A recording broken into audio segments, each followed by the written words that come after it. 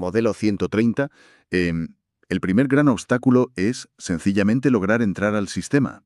Sí, la puerta de entrada. Exacto. El manual describe múltiples formas de llamar a esta puerta digital. Menciona el sistema clave, que fíjate, ahora permite el escaneo de un código QR mediante una aplicación móvil. Un avance bastante cómodo. Sí, también menciona el uso de un certificado electrónico instalado en el ordenador o el DNI electrónico. Pero yo me pregunto, ¿es realmente necesario tener tantas llaves para una sola puerta? Bueno, lo es y constituye el primer filtro de seguridad de la Administración. Parece un simple trámite de acceso, pero el manual detalla capas de comprobación muy estrictas. ¿Así? Claro, por ejemplo, si un usuario opta por usar el sistema clave introduciendo su DNI, la plataforma exige inmediatamente un dato de contraste de seguridad adicional. Como una doble verificación. Exactamente. Pide la fecha de validez del documento o el número de soporte si se trata de un NIE para ciudadanos extranjeros. Ya veo. Es un entorno digital diseñado para ser absolutamente hermético.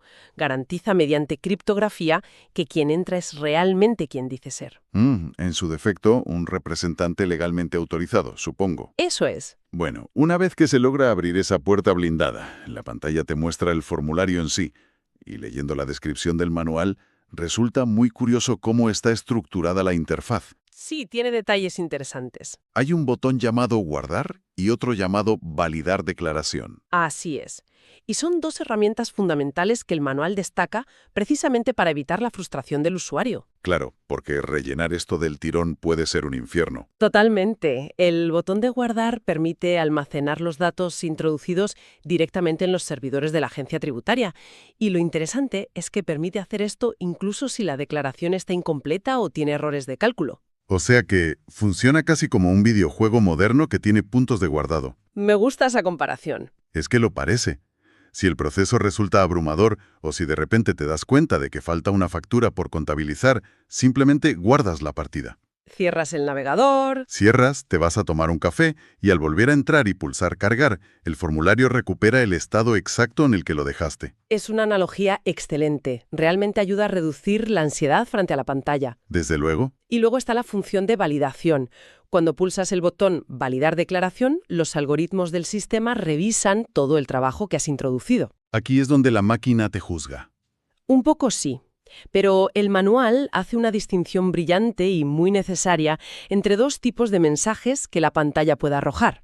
Por un lado están los errores, que impiden avanzar. Esos son los temidos. Sí, son bloqueos absolutos. Imposibilitan presentar el documento hasta que se corrijan. Entiendo.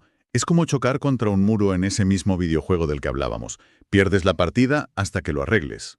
Exacto.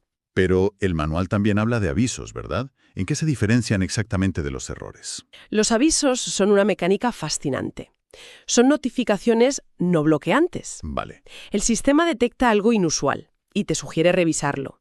Te da información relevante, pero permite al usuario ignorar la advertencia y presentar la declaración de todos modos. O sea, es la máquina diciendo, esto parece extraño según nuestros datos, pero si estás seguro, allá tú, adelante. Exactamente. Y además, para agilizar todo este trámite de meter datos, el portal ofrece la opción de importar libro de registro. Eso suena a un atajo monumental.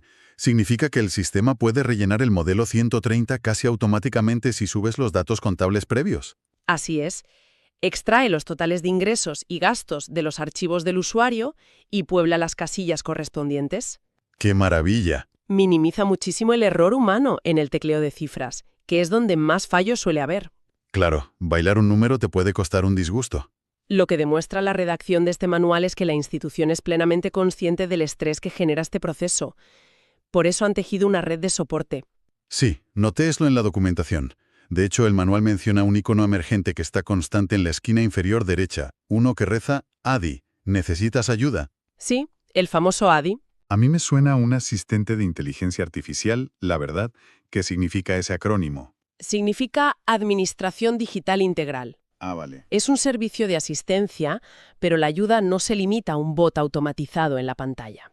El documento proporciona canales de atención telefónica directa. Números reales. Números reales para quienes necesitan una voz humana que les guíe en la penumbra técnica.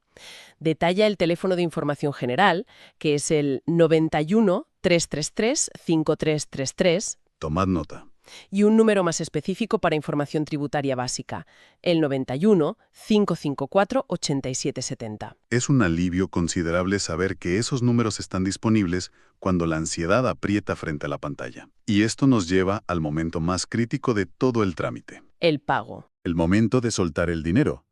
El manual ilustra una modernización notable en esto.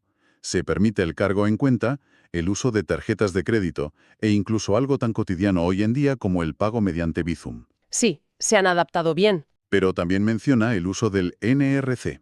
¿Qué es exactamente esa sigla? Para quien no lo sepa. El número de referencia completo, o NRC, es un código criptográfico de 22 caracteres. 22, casi nada. Sí, larguísimo.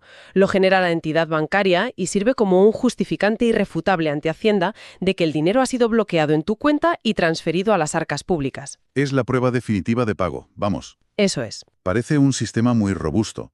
Sin embargo, al revisar las normativas de pago en las fuentes, hay una restricción que me llamó muchísimo la atención. A ver. El manual detalla una opción de reconocimiento de deuda y pago por transferencia pensada para cuando se utiliza una cuenta de una entidad de crédito no colaboradora. Cierto.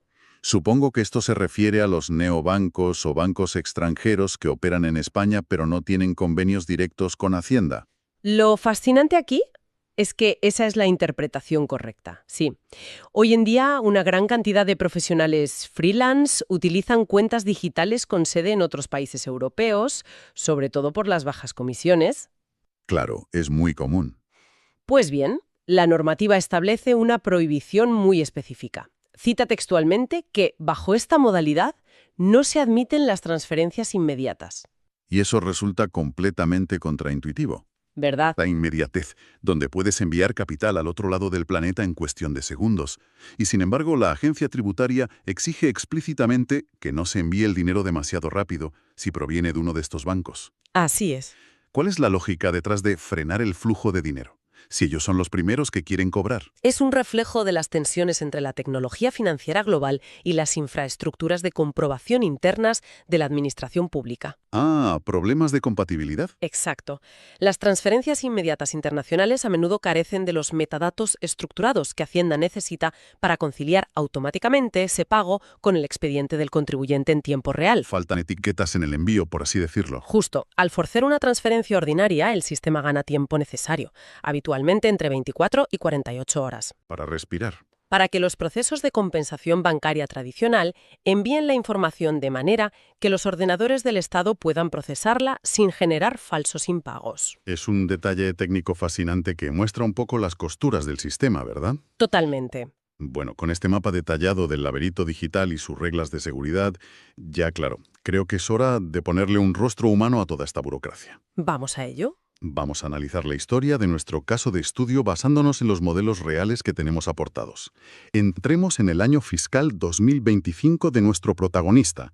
Un año que encierra lecciones empresariales muy profundas, si sabemos interpretar las cifras. Empecemos por el principio, el primer trimestre, comúnmente llamado 1T.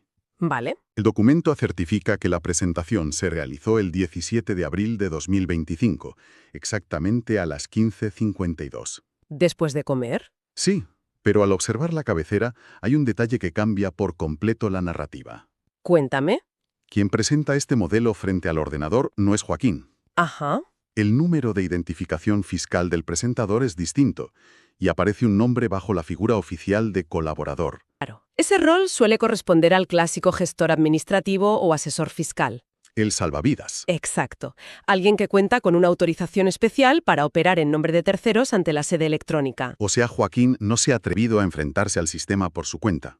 Ha delegado la tarea. Y es muy normal. Y al mirar los números económicos de ese primer trimestre, el miedo parece totalmente justificado. Es un inicio de año realmente duro para él. ¿Qué nos dicen las casillas? Mira, la casilla 01, que registra los ingresos computables de esos primeros 3 meses, muestra una cifra modesta de 2.417,35 €. Un arranque lento. Muy lento. Y sin embargo, la casilla 02, referente a los gastos deducibles, se dispara hasta los 3.981,63 €. Esa disparidad genera un rendimiento neto negativo, lógicamente. Gastas más de lo que ingresas. La diferencia aritmética entre lo que ha entrado y lo que ha salido del negocio arroja un saldo de menos 1.564,28 €. Joaquín está perdiendo dinero. Pero aquí me surge una duda al leer el documento. Si el rendimiento es negativo, el resultado final debería ser simplemente cero, ¿no? O quizás generar una devolución más adelante. Debería. Sin embargo, el formulario muestra que a ese saldo se le aplica una minoración de 100 € respaldada por el artículo 110.3c. ¿Qué significa esa jerga legal? Para entenderlo de forma sencilla, sin entrar en enredos jurídicos aburridos, esa minoración es un pequeño mecanismo de alivio fiscal. Vale. Cuando un trabajador autónomo tiene rendimientos muy bajos o negativos, la ley permite restar una cantidad fija. En este caso son esos 100 € del importe a pagar. Ya entiendo. Es un intento del sistema de no asfixiar económicamente a quienes están en la parte más baja de la tabla de ingresos. Y debido a esta aplicación técnica, el resultado de la autoliquidación, que es la casilla 19, queda registrado en negativo, menos 100 €. Es decir, un trimestre en números rojos puros y duros, suavizado apenas por una regla técnica de 100 €. Sí, un pequeño consulo. Y esta inercia nos arrastra al segundo trimestre, el 2T. Este documento fue registrado en el portal el 21 de julio de 2025 al mediodía. En pleno verano. Sí.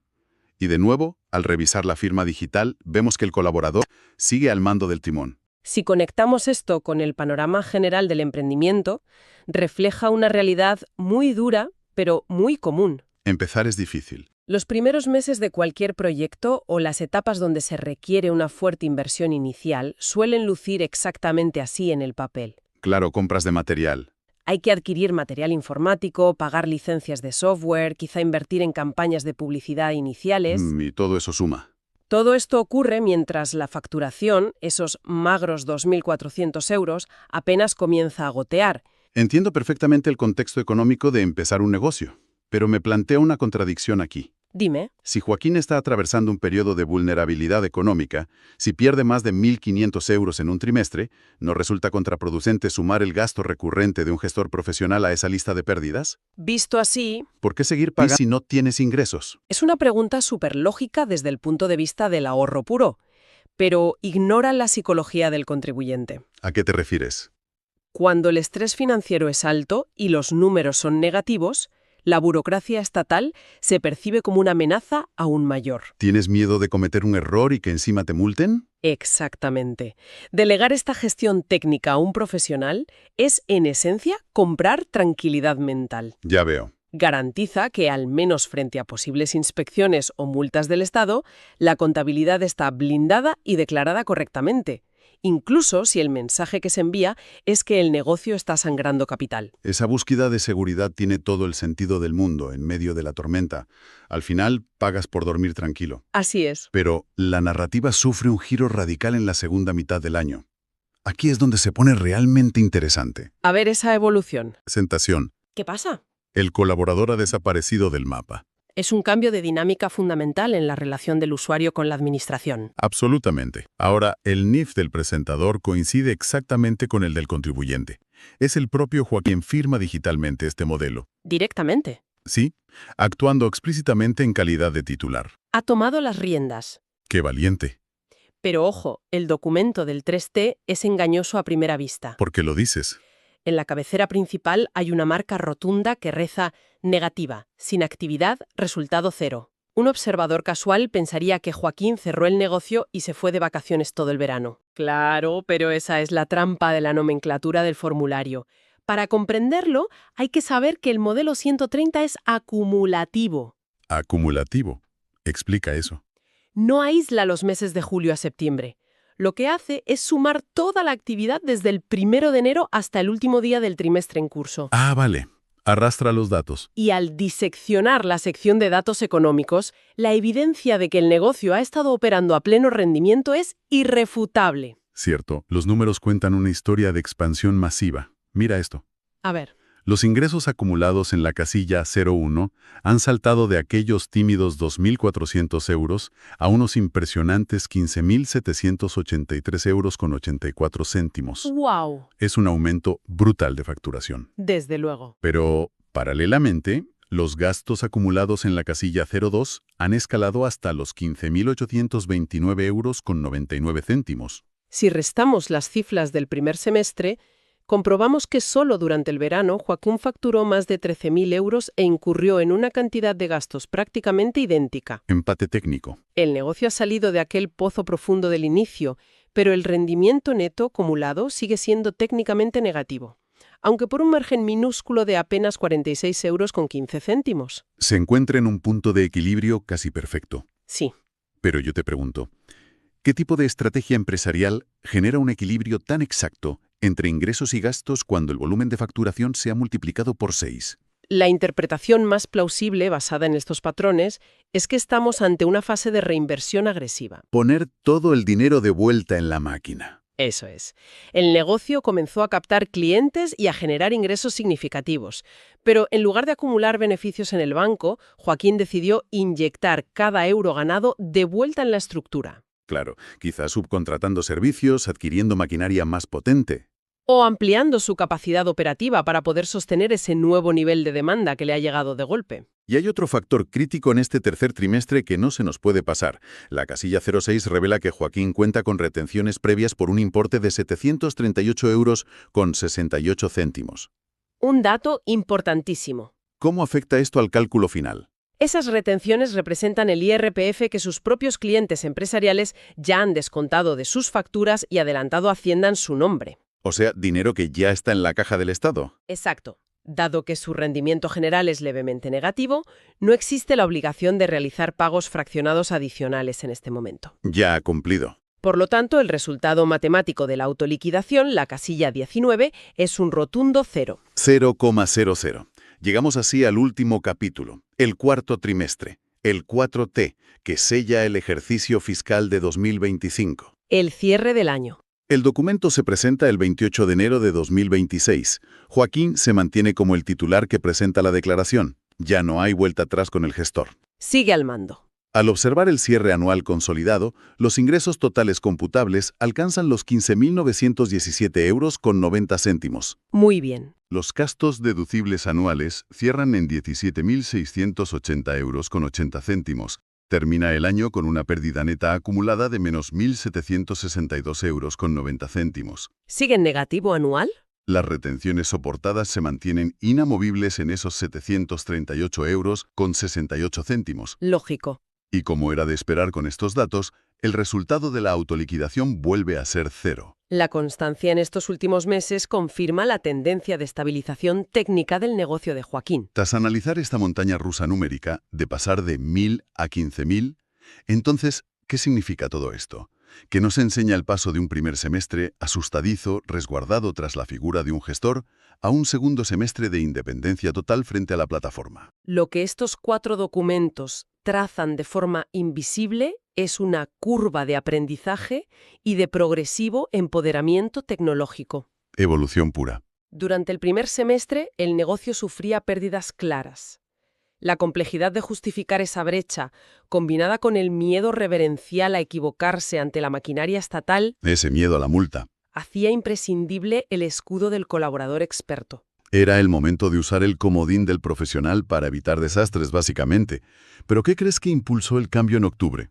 A medida que el negocio escalaba y los números se acercaban al punto de equilibrio en el tercer trimestre, la situación tributaria se volvió mucho más predecible. Claro, ya no había sorpresas. Resultaba evidente que al mantenerse el rendimiento negativo y contar ya con retenciones aplicadas, la cuota a pagar iba a ser 0.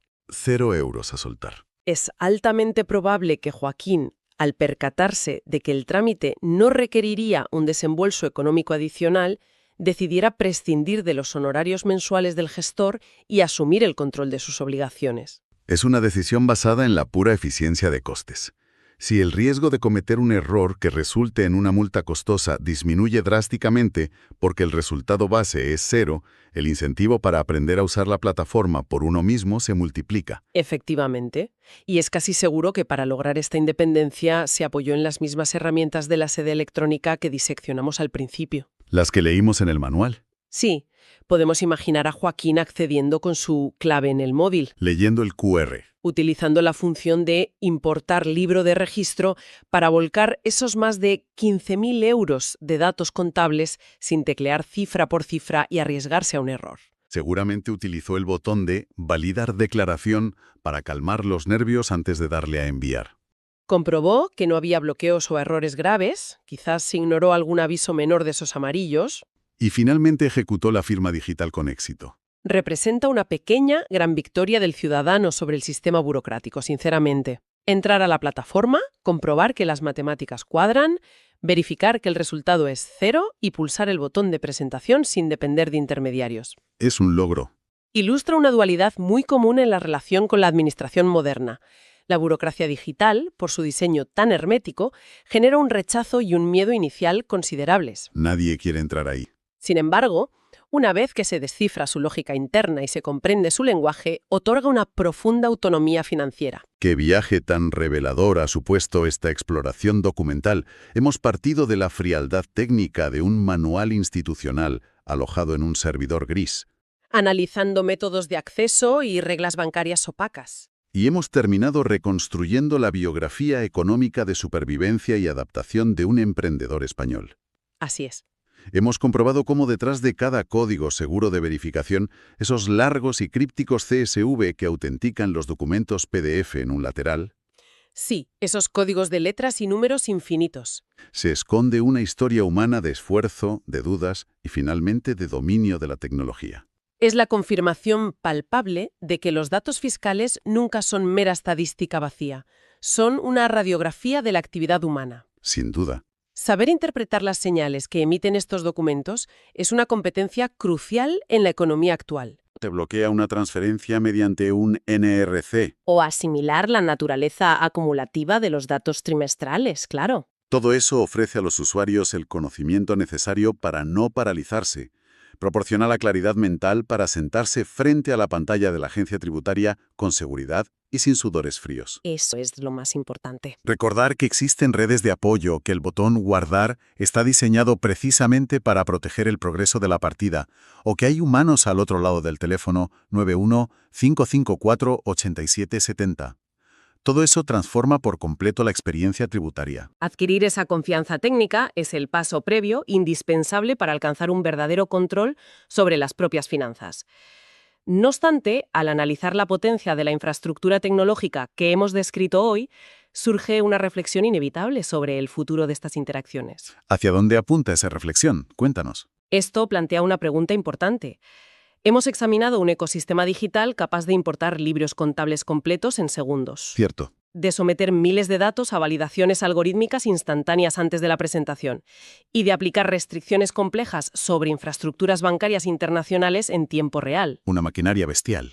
Considerando este inmenso y creciente poder computacional que la Administración ya posee hoy, cabe plantearse una duda profunda. A ver, ¿Cuánto tiempo falta realmente para que el acto consciente de rellenar y presentar un formulario trimestral quede relegado a los libros de historia? wow. Sería la disolución completa de la burocracia tal y como la conocemos.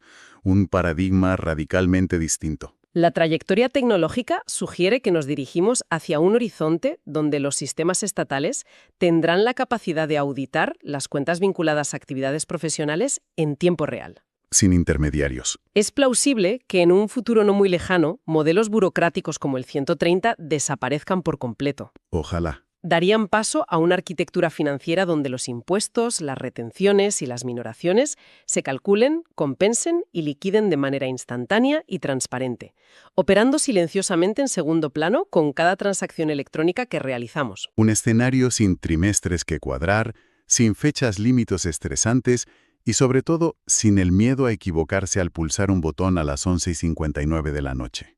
Exactamente. Es una visión fascinante y muy provocadora que dejaremos resonando para cualquiera que esté escuchando tras nuestro análisis de hoy. Esperemos que la evolución tecnológica nos acerque pronto a esos trámites invisibles. Crucemos los dedos. Pero mientras ese futuro llega, al menos ya poseemos el mapa para navegar por el laberinto actual. Nos despedimos por hoy, hasta la próxima inmersión.